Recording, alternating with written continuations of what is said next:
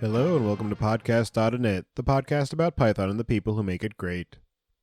When you're ready to launch your next app or want to try a project you hear about on the show, you'll need somewhere to deploy it, so take a look at our friends over at Linode. With 200 gigabit private networking, scalable shared block storage, node balancers, and a 40 gigabit public network, all controlled by a brand new API, you've got everything you need to scale up.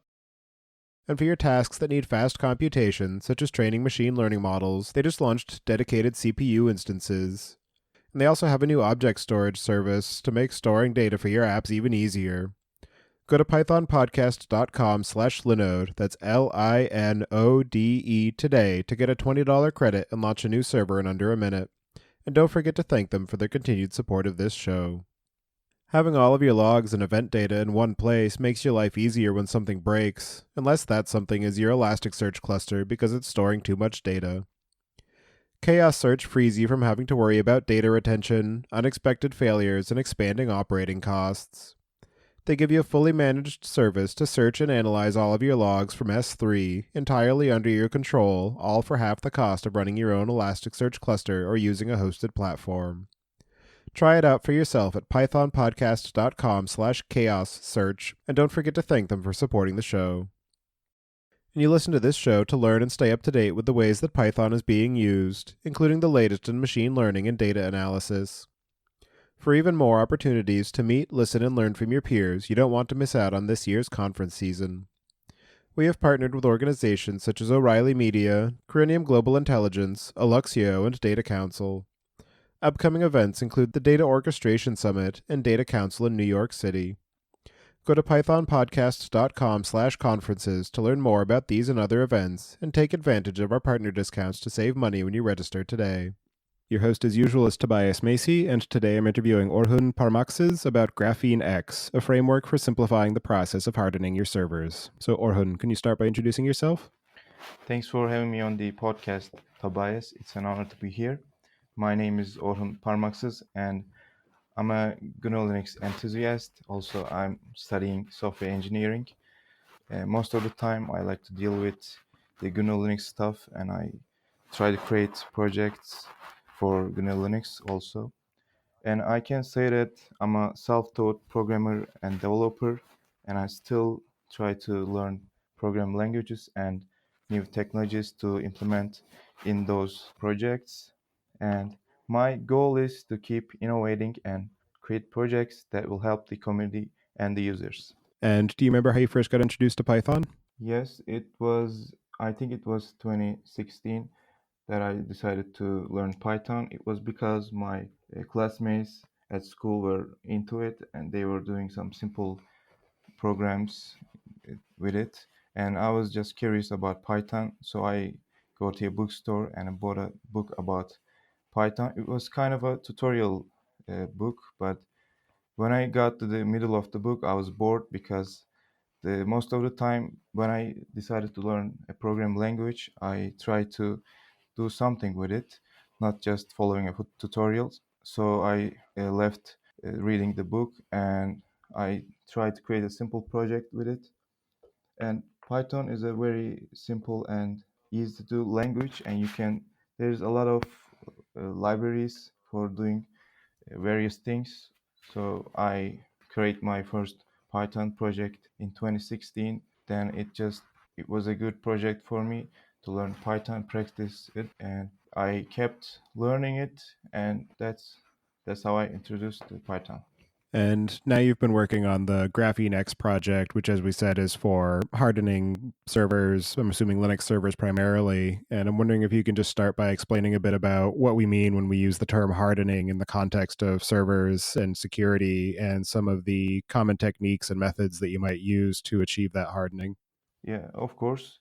So when we say hardening, we mostly mean that securing a system by reducing its surface of vulnerability. I'll just continue with an example. So let's say we have a Linux server running and we misconfigured some files. We have some bad configuration files that will allow users to access the admin panel with the default password. It's a very common scenario. So if we change the configuration files and change the password as well, This process we can call this is a hardening process. And another example is disabling services or removing users on a system that will cause different things, like that will exploit the system. So these are the different examples: removing users, disabling services, or disabling or removing services.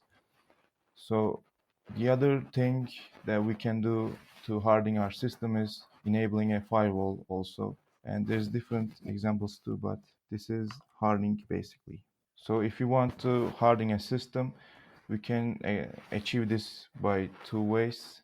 One is the executing system commands to hardening that system, and the other one is mostly about standards, hardening standards, and it includes some tools for automating the hardening process. So these are the common techniques. And what are some of the typical types of threats in terms of the attack vectors and some of the general categories of security issues that operators should be considering?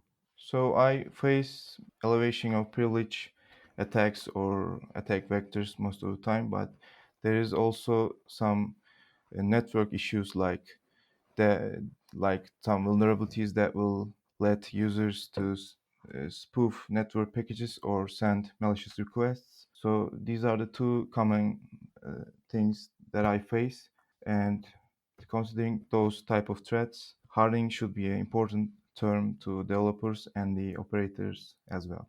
So, can you describe a bit about what the GrapheneX project is and some of your motivation for creating it? So, GrapheneX is an automated system hardening framework. So, before I give an explanation about the project, I want to give a quick shout out to my friends that helped me to build the GrapheneX, because we are a team actually. Actually, we're friends, but we created a team called GrapheneX team, and I lead the project. So their names are Ömer Faruk Oruç, Enes Okutan, Efe Aydın, Furkan Yüksel, Tayfun Kalaycı, and Taylan Doğan. They helped me to build the GrapheneX project. So I like to mention about the name of the project too. So graphene is a is it's a atom thick layer of carbon atoms arranged in a hexagonal lattice. So it's about 100 times stronger than the strongest steel.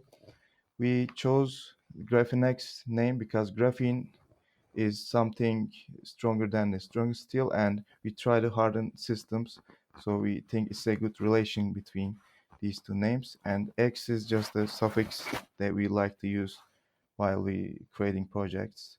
So GrapheneX project is automated framework. We call the project a framework because there's different features and different commands that you can run, or different type of things that you can do, and it's automated because there's a thing called presets in GrapheneX that will automate the process of hardening. So we try to provide a framework for securing the system with hardening commands automatically. So we have some. We actually I like to mention about the motivation behind it before I go into the technical details. So we have a group at Telegram with my friends. We always like to do things together, like projects. So one day tried to we decided to make a project together, and we were thinking. One of my teammates, if I didn't just send a repository to our group, which was hardening checklist, Linux hardening checklist. It contains different hardening commands for hardening your Linux system.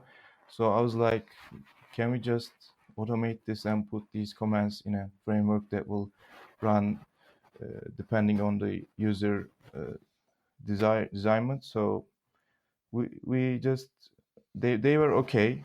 We decided to create a project for this purpose.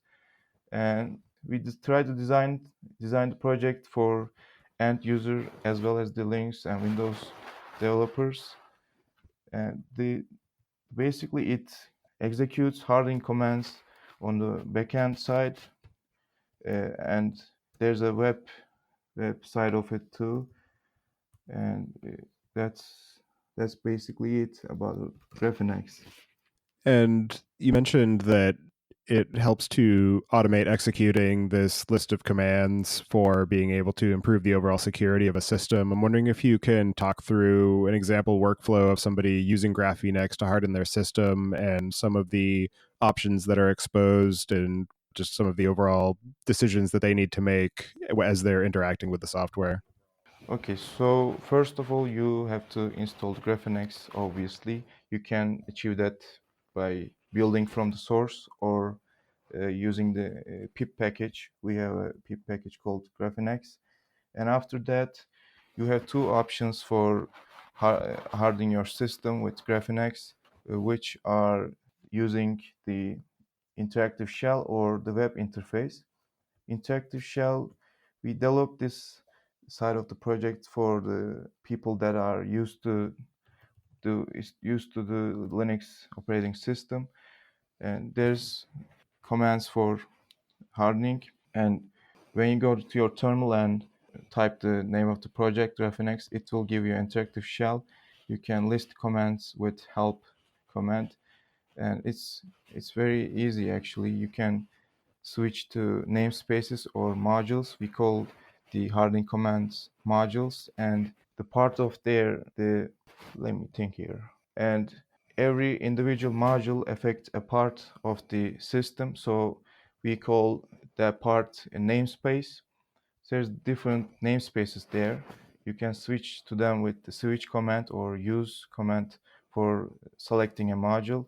Then hardening command will execute the hardening command of that module automatically. The other option for using GrapheneX is the web interface. You can start the web interface with the -w command parameter from from your terminal, or just typing web into your interactive shell.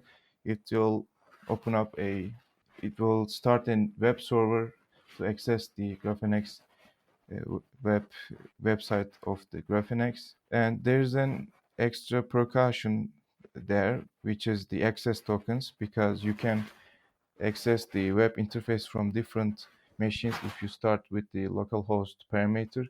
But we try to prevent this with the access tokens. So it will request an access token for redirecting to you the actual GrapheneX interface. So when you start the web interface from terminal, it will give you an access token, and you can access your web interface with that access token. So these are the two ways of using GrapheneX. The web interface is quite simple to use because there's a list of modules that you can see the uh, hardening commands or execute the hardening command. There's a drop down menu for seeing the namespaces, and that's pretty much it. And for performing this hardening on a single server, it's obviously easy to choose between either doing a web interface or a command line for somebody who's comfortable in either environment. But for using this across a fleet of servers, when you're trying to automate deployment, I'm assuming that you would just use the command line, or is it possible to generate a configuration file that GrapheneX can consume and then run the automated set of routines that you want given the profile of the instance? Actually, there's not a feature for this type of operation, but you can use the web interface for these type of servers, or there's a Docker file that you can use to automate these this process. But actually, no, that we don't support this type of thing. But we can, improve the framework for this purpose. And as far as the security controls that you're enabling, sometimes it can end up interfering with the operation of software that you're actually trying to run on the system, such as maybe you accidentally close down firewall ports that are necessary for a network interface for the networked application that you're trying to build, or sometimes some of the for instance AppArmor profiles and Debian based systems can interfere with proper operation of a piece of software. So I'm curious if you have any safety mechanisms or warnings built into GrapheneX to let people know that this might end up interfering with their software, or maybe some way of detecting what software is running and then letting people know that if you enable a particular profile or a particular command within a namespace that it's going to prevent a piece of software from working? Oh, this is a good question, because when we try to find eligible modules for the framework, there's something that we always considered. So we have modules, then modules have the description of the OS command for the hardening process. Actually, we try to give every detail about that command to user with the information section of the module, but we don't have a control mechanism like that for preventing running the commands that you said. But we always try to uh, inform user about that command, and most of the commands require the root access, so we warn users about them, but we don't warn about the contents of that module. Instead, we try to inform about the contents of the module, and user should be careful about what he or she is doing about that module. So we don't have any warning mechanism or checking. We do not check the service or the file content before executing the hardening command or the module. But we try to inform the user basically. Can you talk through a bit about how graphene is implemented at the sort of technical level and some of the ways that the overall system design and capabilities have evolved since you first began working on it? Of course. So we have a team. So we try to keep things simple, and we try to choose a program language that everybody knows and capable of doing some things with it. And we choose Python to move on. We started with writing the interactive shell. We used the Python's CMD module for it. It was pretty much it has the features that we wanted. We create the interactive shell with it. Then we moved on to the web interface, which is currently Flask and Socket IO based, but we will probably change it later to something else. Actually, we have a pull request that will change the entire backend side of the web interface, but we use the Flask for now. And the hardening process was handled with the standard built-in libraries, and we used them for executing a system command. That was We didn't use anything external for this purpose. And other things like the logs and the colored logs, we used the colorama and colored logs module. And printing is handled with the terminal tables library, and some commands request user input, and we used py-inquirer library for the prompt. And this is pretty much it about the technical side of the project. We try to keep it simple. And the on the website, I have to mention about the JavaScript and HTML and CSS, the classic way of creating simple websites. Actually, I'm not a web guy, so Faruk handled all the web side of the project, and this is pretty much it about the technical side of the project. And if you were to start the whole project over now that you have gotten further into it and have a better understanding of the overall problem space and some of the design constraints and possibilities, are there any aspects of it that you would change or anything that you would do differently? Probably I will start with the finding modules, because it's the hard side of doing a project like this. you have to find eligible modules for the framework, and we did it at the end of the project. We created our modules.xml file, which contains all of the modules.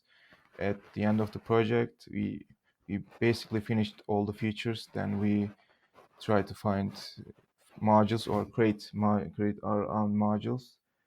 So I will probably start with that step because you can't find or create your Linux or Windows commands easily and quickly. So I will start with that, and probably I will use a different technology on the website of the project because we're just changing it right now to React. I don't know why actually. It's probably more optimized than the Socket IO and the Flask. I will probably think more about the web interface, and I will just lead the project according to that changes. And as far as the module interface, what is involved in actually creating a new module? And are there any gaps in terms of the current implementation that you are looking for help as far as adding new capabilities to the framework? Okay, so if you want to add a module to the framework, there are three ways of doing this. The first one is using the manage command from interactive shell. It will ask you inputs about that module. Actually, there's three things that you can do with manage command. First one is adding a module, the editing a module and removing a module. So if you choose the add option, it will ask you about ask you the module description, name, and the OS command that will run for the hardening process.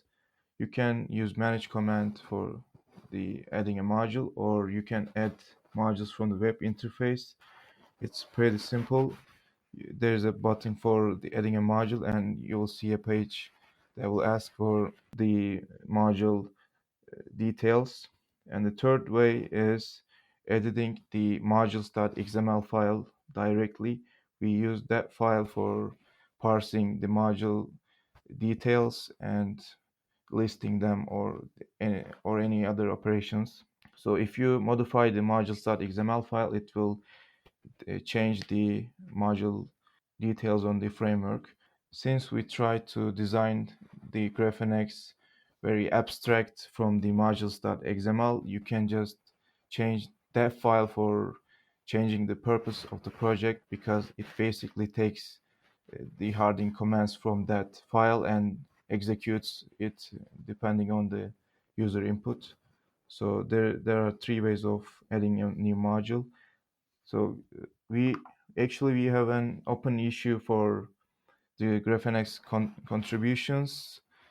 It's about adding modules to the framework, obviously, because we can improve the framework technically, but backend on the front end side. But we need modules for framework to run or operate as expected, and it's important to add more modules to the framework. So we accept contributions to the framework in terms of modules. And for the different modules, do you have any built-in testing for verifying when they run effectively or to prevent a duplicate run if a particular setting has already been configured? Actually, we do not test them with any type of tool, but we test them on our systems or the virtual machines. It's like a process of approving a pull request. All of the team members have to approve the module before we add into the framework. And we use our own systems, but we use virtual machines to test those commands too. So it's the technique that we use for testing modules before adding to the framework. And as far as your experience of building GrapheneX and working with your friends on improving it, what have you found to be some of the most interesting or unexpected or challenging aspects of the project, and any particularly useful lessons that you've learned as a result? The interesting part of the project was learning frameworks, especially Flask, and the website is something that I'm not used to do. I'm not used to. So it was interesting to learn different technologies while working on this project. And the challenging aspects of GrapheneX was the obviously the finding modules and creating modules. And since I lead the project, it was even harder to split the team for finding eligible modules for the framework. And it was not my first experience, Python experience, but some technical stuff was challenging too. Like you can write the same program with different approaches. So we have a team, so we have different opinions. We were always thinking about which is the optimized way of doing something. It was challenging, but it was fun. So that's it, I think. And then, as far as your understanding and experience of server and system security, how has that grown as a result of working on GrapheneX? And are there any areas of system security that you have consciously avoided implementing in GrapheneX just because they would either be too difficult or too bespoke? So when I was working on GrapheneX, I had a chance to know my GNU Linux setup better because we were just experiencing different things with the modules and the Python. So it was a good experience for me to learn my learn the internals of a Linux system. And the thing that we tried to avoid was the firewall exploits or firewall threats, because it's something hard to configure in my opinion. It's not for every user to configure a firewall or the network, because there are tools for it, but mostly they use IP tables on Linux. And we try to avoid different threats by adding different modules about network configuration IP tables. And it I hope it will help users to understand the internals of a system. But these are the things that we try to avoid, mostly the firewall and the network things. And I hope it will help users to understand the operating system internals. And what are your overall goals for the GrapheneX project? And what do you have on the roadmap for the near to medium term as far as new features or overall system improvements? And probably we will add more modules and we will improve the web interface. The other than those goals, we do not have anything like anything big or anything that will change the whole purpose of the project. But we will try to improve according to the user feedback. And I think it's a project that we should keep alive, because there are some open source projects that is in dust, but they are working so well that people are still using it. So we try to keep project updated, so that people can still use it on different machines and different systems.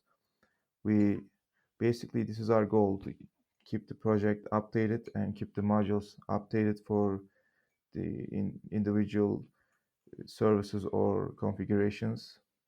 So that's it about the goal. And as far as the system support, it seems that the majority of the focus is on Linux, but I'm wondering if you have experimented at all with running it on any BSD based systems or any other operating systems that you're planning to target.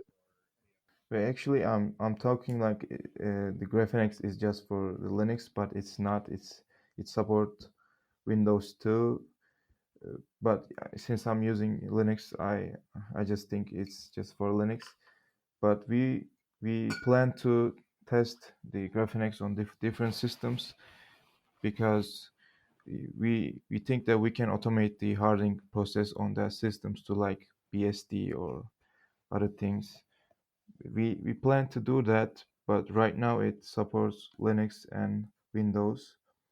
The Windows part is a little bit mm, wide wider than the Linux because Windows has Windows modules are uh, target more parts of the system than Linux.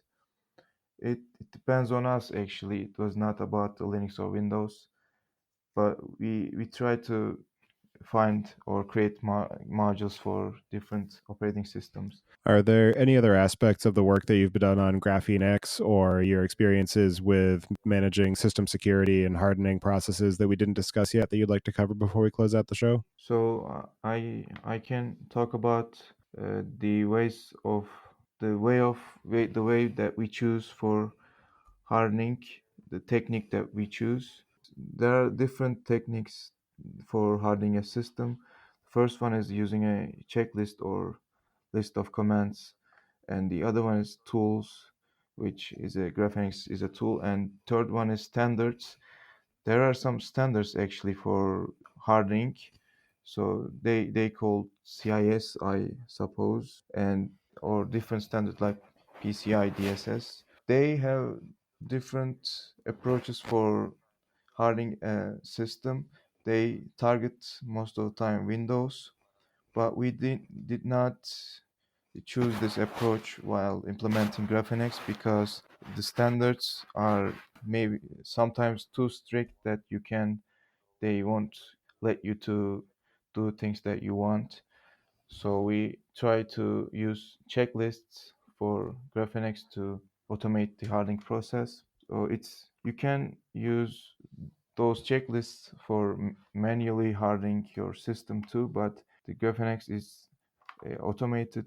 It will do things automated for you, and actually it's a framework, so it will help you to harden your system. And I like to talk about the automated part of the GrapheneX, which has the preset command for running different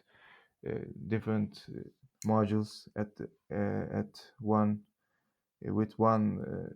Okay, let me explain this again. There's a preset command that will run set of hardening commands from different namespaces or a namespace or a single namespace. You can adjust or change the modules.xml file for changing the presets. Mostly we target a part of the system. So there is a preset called kernel access restriction that will run two modules for restricting the kernel access without permission. So it will run two modules in order to hardening a specific part of that system. So we try to give GrapheneX an automated design for with the preset command.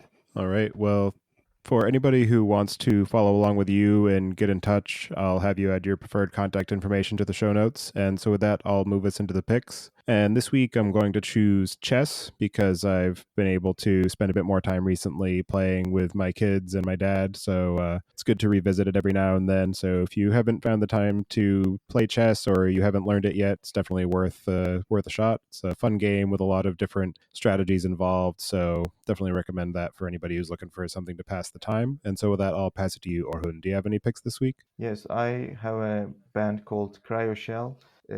It's originally makes there's a Lego set called Bionicle, and they make the advertisement or short film songs for the Lego set Bionicle, and I think they are very good at this job, and their songs are amazing. I will pick two songs of them. One of them is Creeping in My Soul and Gravity Hurts. They are very amazing songs. I suggest everyone to listen them. So that's it. Well, thank you for taking the time today to join me and discuss your work on GrapheneX. It's definitely an interesting project, and it's targeting a very necessary space for people to understand, and it's great to make that a bit easier for them. So thank you for all of your efforts on that front, and I hope you enjoy the rest of your day. Thank you. Have a good day. Thank you for listening. Don't forget to check out our other show, the Data Engineering Podcast, at dataengineeringpodcast.com for the latest on modern data management. And visit the site at pythonpodcast.com to subscribe to the show, sign up for the mailing list, and read the show notes. And if you've learned something or tried out a project from the show, then tell us about it. Email hosts@podcastinit.com with your story. To help other people find the show, please leave a review on iTunes and tell your friends and coworkers.